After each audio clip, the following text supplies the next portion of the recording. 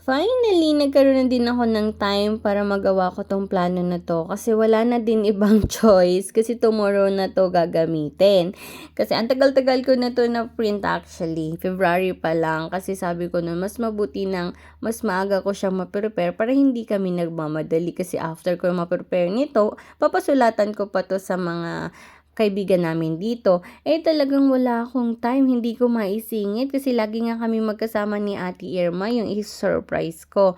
Kaya itong pinrint ko na to, nandito lang sa ko sa table ko. Sorry na po sa company namin, nakiprint po ako ng isang colored, isa lang naman po. Kasi hindi po namin alam dito sa Japan kung saan kami pwede magpa-print Hindi po kasi katulad sa Pilipinas na kahit saan kami pumunta everywhere meron pong computer shop na pwede magpa-print, 5 pesos lang yung color. Dito po kasi hindi namin alam. Kaya sorry na po, nanghingi po ako ng isang print na colored. Pasensya na po, para lang po mapasaya namin yung aming tomodachi. Sorry na po, salamat po ng madami. Ayun nga po, alam niyo naman, napaka-arte ko pagdating sa ganitong bagay. Pwede ko naman kasi itong bilhin sa mga Yako and Shop lang. Meron mga anong tawag doon? Merong message board na mabibili doon. Pero syempre, kailangan nating pagandahin.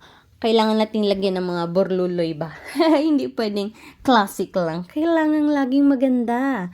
So, parang tayo, kailangan laging maganda. Ganun. Para naman, matuwa yung pagbibigyan. Kasi lahat naman tayo, afford nating bumili ng ganun. Napaka lang naman nun, 100 yen. Napaka simple lang nun para din sa mga kaibigan ko, kaya nilang bumili nun. Kaya lang, syempre, yung effort ko, hindi nila yun mababayaran. Kaya sabi ko, hindi naman ako mahilig magbigay ng regalo sa mga kaibigan ko kasi alam kong afford din nila yon. And mahirap din kasi baka hindi nila magustuhan. Hindi naman kasi tayo pare-parehas ng taste Kung damit, malay ko ba kung nakikita ko na, oo, lagi niya tong sinusuot, yung ganitong klase. Syempre, iba pa rin yung sila yung bumili na gusto talaga nila. Baka naman kasi sinusuot lang nila kasi may nagbigay, sayang. Kaya mas okay sa akin, pag nagre-regalo ako, yung memories, yung magandang memories. Kaya, ito, gusto kong bigyan ng kulay, ng mas magandang kulay yung kaarawan ni Ate Irma. Nag-celebrate na kami nung Saturday sa Saizeriya, pero iba pa rin yung isi-celebrate namin yung birthday niya on that day, sa mismong birthday niya. Kaya kahit may pasok bukas, kailangan ko tong gawin. Kahit late na, 9:00 na, pero yan, busy pa rin ako. After kong prepare yung aking message board, binigay ko na nga din sa katabi kong kwarto kay Ma'am Fides para siya muna yung unang magsulat. And then tomorrow morning, pasusulatan naman namin dun sa iba naming kasama dito na mga friends din namin. And then yun, syempre, hindi ko sure kung makakabili pa ako ng cake bukas. Kasi nga, may pasok. Kaya medyo mahihirapan din ako kung paano ko siya iso-surprise. Kaya pang sigurado na, ipiprepare ko na tong cake, magiging cake niya. Simple lang naman, ito yung mga pagkain ko. Itong yogurt na to, ito yung pang dessert ko lagi pag kumakain. Gagawin natin something special yung cake niya. Simpleng-simple lang to guys. Prepare lang kayo ng banana. Hindi naman nawawala ng banana sa atin sa Pilipinas. And then, yogurt, yung flavored yogurt. And then, strawberry. Hindi ko alam kung mura ba ang ating strawberry. Pero dito kasi mura lang Tsaka ito yung nakuha ko pa nung nag-strawberry picking kami. Matagal na panahon na. Nasa fridge lang. So, yun lang. Napaka-simple.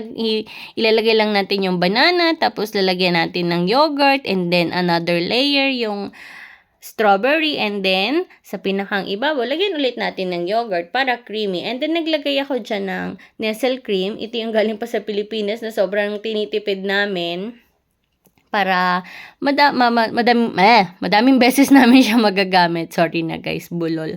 Meron kasi akong sipon. So, ayan, tatlong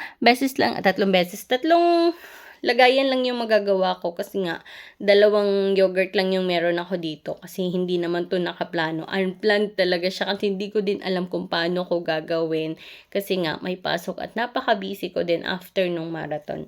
Ngayon nga, very easy. Kung meron kayong ganito sa bahay, hindi nyo naman kailangang bonggang cake. Basta yung i-celebrate lang natin ng masaya. Yung effort lang ang tinitingnan dito eh. At saka yung medyo may konting, kain. Ayan lang. And then, nakahanap ako yung parang nips sa atin.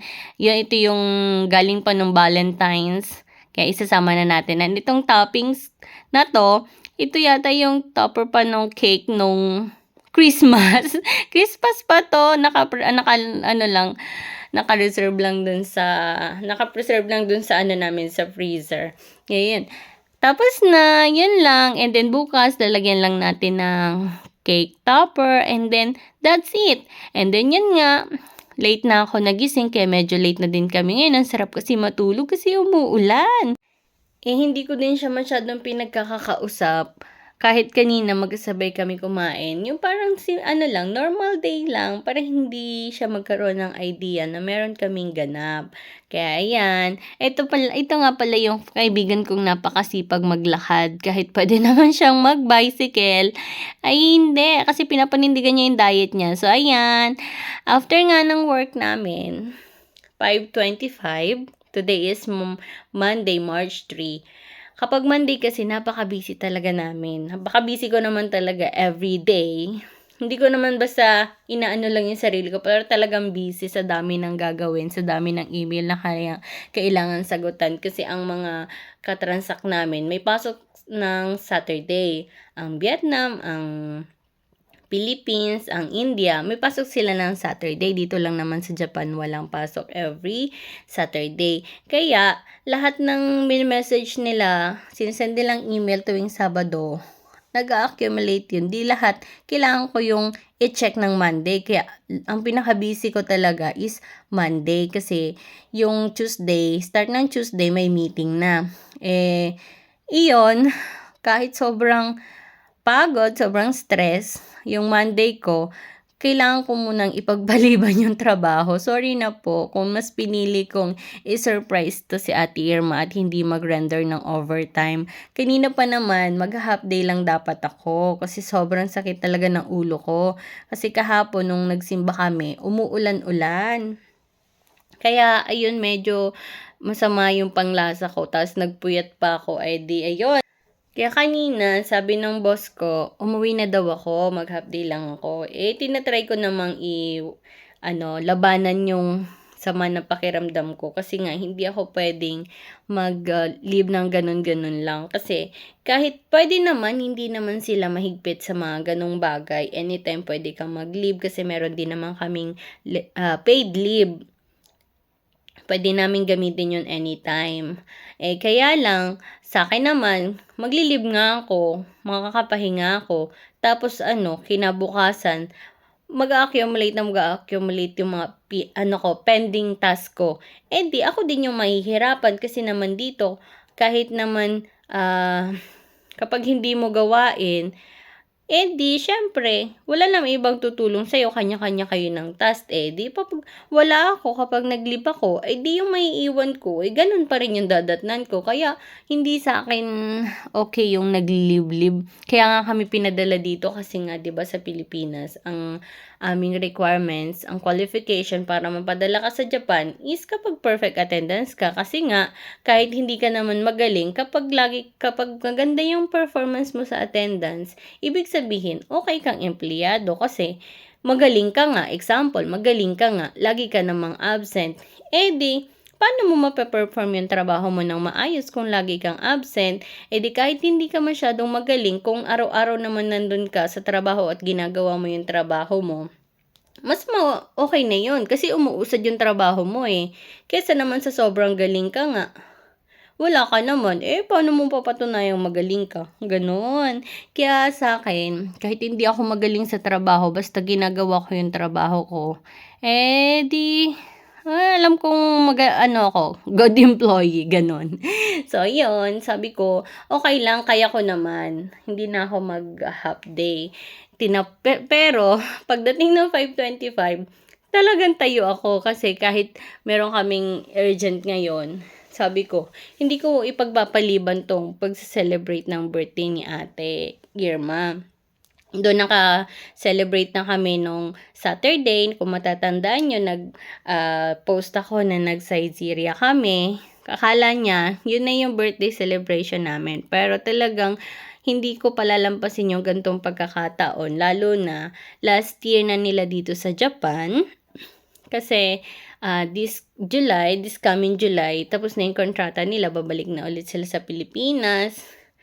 And hindi na kami magkakasama sa isang bubong ulit. Siyempre, iba na yon. Kaya sabi ko, kakailangan ko siyang i-surprise. Kasi yung mga kaibigan ko, si Ate Edith, si Mama Ros, na surprise ko na sila. Kaya siya pagkakataon niya na to para makumpleto ko na silang tatlo.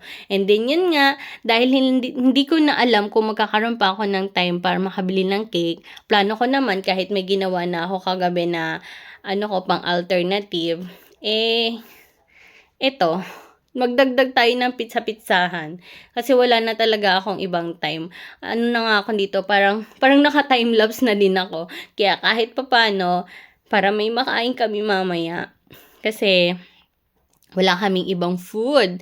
Kasi nga, ang tamad namin lately magluto. Dati nung bago pa lang kami dito sa Japan, ang hilig namin magluto. Kahit may pasok o wala, lagi kami nagluluto. Habang tumatagal, tinatamad ang mga person mag-prepare ng food. Basta meron kaming noodles sa lagayan namin, matik yun.